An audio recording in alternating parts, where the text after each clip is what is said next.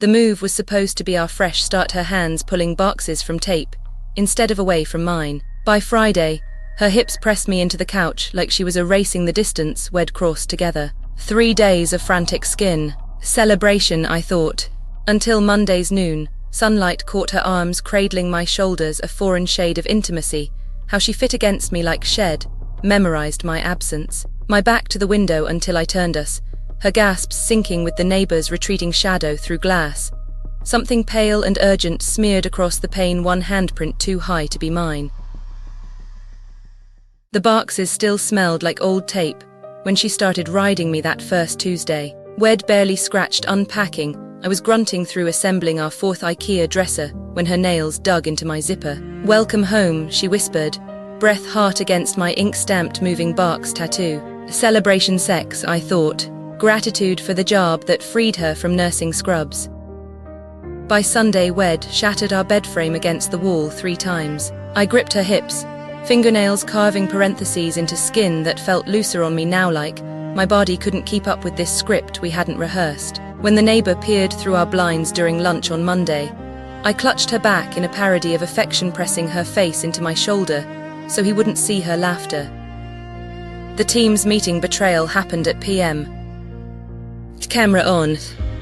Legs spread under my desk, while pixels of coworkers discussed Q3 projections. Her tongue traced the vein she used to call too intense, pupils blown when she surfaced for air. 2 taps signal. She smirked, sank deeper. I slapped her shoulder blade, harder sound a wet grenade in my headphones. They heard the gasp. Migraine, I choked, stabbing the mute button as her throat convulsed around me. She didn't pull away, just watched me unravel, hands vise-locking my thighs while I dripped shame down her windpipe. When she rose, wiping her mouth with the back of her wrist, I saw the glint, not satisfaction but assessment, like shed swallowed proof of something. The echo of her swallow still clicks in my skull, a tiny, wet to questions I haven't learned how to ask. The cold office chair digs into my back as her teeth graze my inner thigh. My palm smothers the moan fighting its way out, while accountants drone through tinny laptop speakers. She knows the double tap rule, but this time her grip tightens when my knuckles fall. Her irises glint up from beneath the desk like fractured amber, furnace hot and foreign. I come so hard, my calf muscle twitches for hours afterward. Last Tuesday, she pushed me onto the just assembled IKEA couch. Window light haloed her hair as she sank onto Methan. I saw Mrs. Henderson's jaw drop across the street. My concerned "Oh no, are you okay?" fooled nobody, least of all me. The salt and pepper neighbor now eyes our garbage cans with peculiar interest when I drag them to the curb at dawn. 3 weeks of this, knees scabbed from carpet burn, shirts perpetually smelling of her bergamot lotion. She rides me before breakfast like it's a workout class, fingers digging into love handles I didn't have in December. Yesterday she whispered against my jugular. The team's meeting replay clause behind my eyelids during my commute. How she swallowed without flinching. The wet click of her detachment, that vertical crease between her brows, I've only seen during her mother's funeral. When I lock the bathroom door to shower, my reflection's pupils are wide black voids despite the harsh light. Air feels thin in our new California king. Her sleep-tousled hand slides over my hip at AM, and for the first time in 17 years, I pretend not to wake up. My boxers stick to damp skin where her fingernails grazed. Somewhere between the 5th thrust this morning and her vibrating moan, I counted the hickeys on her collarbone and wondered who else had seen them. Her hips stutter when she comes Noah sharp, performative jerk that leaves my pelvis aching. I drink 2 protein shakes before work and the neighbor's drawn blinds. She texts me eggplant emojis during my lunch break, and my hands shake so badly I spill coffee onto tax documents. They say 46 isn't old. Tell that to the Viagra prescription burning through my wallet like a guilty secret. Tell that to the half-chub. I'm currently hiding behind a spreadsheet while her silhouette moves behind the frosted bathroom glass. Water runs. She's humming. It hits me while scrubbing cum stains from my desk chair. Later, she hasn't kissed me on the mouth since moving day. Not really kissed, just open-mouthed panting against my neck as the headboard marks our freshly painted wall. My wedding band leaves a dent in the keyboard spacebar when I pound out TPS reports, the gold now warm from friction. She's cooking salmon, tarnite me favorite. I count the condom wrappers in the trash while setting the table. 12 since Sunday. Her bare foot traces my calf under the tablecloth as she serves asparagus, and I suddenly understand why addicts carve holes in bathroom floors to hide their stash. The blinds are still open. Streetlight catches the sweat beading above her lip as she leans in. I close my eyes when her tongue flicks my earlobe. Somewhere outside, a car door slams. I used to love the sound of zippers at dusk. Her mouth was still warm when my boss asked about Q3 projections. I stared straight into the webcam, knuckles white on the desk edge, while her lips trailed lower under the polyurethane wood. 3 weeks ago, this was normala twice-a-week rhythm.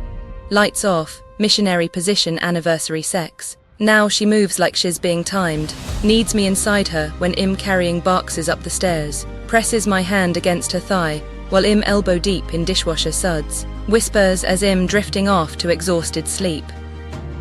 That neighbor's face still burns behind my eyelids when she rides Mehai's widened eyes, reflecting our reflection, his head jerking away from our third-story window. Shed laughed into my neck after, teeth scraping skin.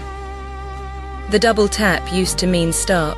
2 sharp pats against her shoulder blade, a decade-old safe word turned courtesy. Today under the desk, with Janet from accounting droning about vendor contracts, I tapped harder. Desperate. My hips tried retreating, but her nails anchored me to the chair. She looked up when I pulsed down her throat. Didn't blink. Swallowed like it was a fucking communion wafer. My voice cracked during the budget presentation. I blamed allergies. Her smile over dinner was all teeth, but her eyes keep drifting toward the windows, toward the street. Toward something Somione I haven't learned to see yet. The third time that Monday she climbed onto me before noon. I tasted bitter coffee on her tongue and remembered when we used to count bathroom quickies like vacation souvenirs. Now every surface in this house we mortgaged for fresh starts smells like us, like salt and spoiled milk. My back aches when I unbend from wiring the lamp. She wanted by the window, the one facing the walker's patio. Her nails dig crescent moons into my hips as she rides me facing the wall, and I count the cars passing on the street behind her shoulder. 11, 12, 13. At my desk Wednesday, her hand slides up my thigh during a budget meeting. I mute the microphone as her hair spills across my keyboard, co-workers' voices dissolving into white noise when she takes me in her mouth. Our signalto taps me and stop. Means remember. She swallows when I forget how to breathe, and I pretend not to see the imprint of our headboard on her knees when she stands. The mirror shows what she's doing to us. Purple smudges under my eyes like fingerprints, new muscles in her neck from holding positions too long. She comes at me with that feral glitter in her gaze, and I flinch like a dog expecting the kick beneath the treat. When the team's notification chimes again, I don't lift her off the floor where she's tracing patterns on my socks. Let them see, I think, as her teeth graze that tender place below my belt. Let them all see what it costs to keep swallowing the lie that hunger means love. The screen flickered with my coworker's PowerPoint when her fingers hooked into my belt. I tried to mouth, but she was already under the desk, the cord of my headset tangling in her hair. 2 taps on her shoulder, old signal. Gentle. Then harder, knuckles whitening. She looked up, pupils swallowing the hazel, holding me there while I spasmed against the chair. Swallowed every drop. My choked-off gasp sounded like static in the mic. That first week should been boxes and takeout, not the couch at high noon, hips slamming down while Mr. Henderson trimmed his hedges next door. His pruning shears froze mid-snip. I watched his reflection in the Windermouth slack, my wife's braid whipping like a pendulum behind me. 3 times that day. 4. Her skin smelled like bleach from scrubbing floors, chemical and urgent. We should celebrate, Shed whispered that first Friday, straddling me before dawn. Celebration.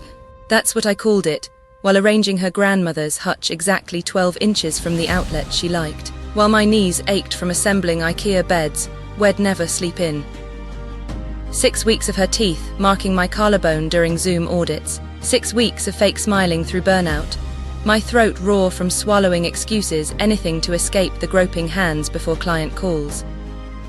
She's polishing wine glasses when I stumble into the kitchen tonight. Again, she says, not turning. The steam from the dishwasher fogs the window between us.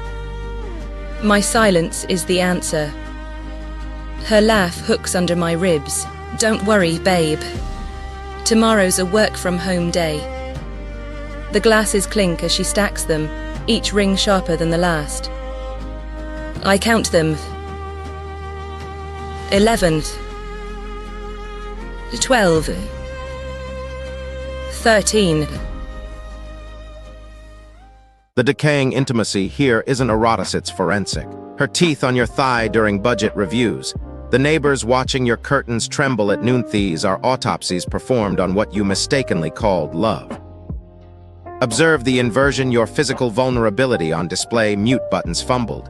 Blinds left open mirrors her emotional impenetrability. She doesn't devour you to connect, but to conduct archaeology digging through your shuddering flesh for evidence that she too could be wanted. The neighbor's gaze, the co-worker's muffled hearing theory, not witnesses to passion, but accomplices in her staged demolition of intimacy. Your mistake was decoding her as an arsonist, when she's actually an architect. These broken bed frames and carpet burns. Blueprints, that wet click in your skull, the sound of power changing hands inside what should have stayed sacred.